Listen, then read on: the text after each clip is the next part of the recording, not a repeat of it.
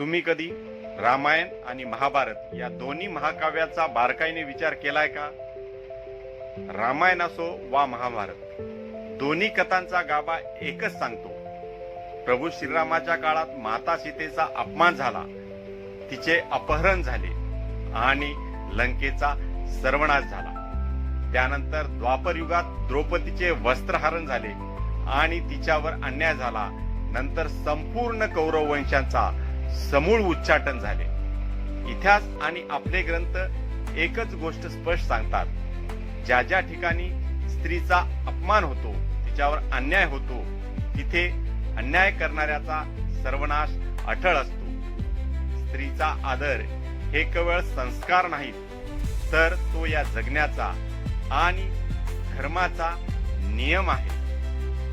रामायण आणि महाभारत स्त्रीवर झालेल्या अन्यायामुळेच घडले आहे, हे लक्षात असू द्या.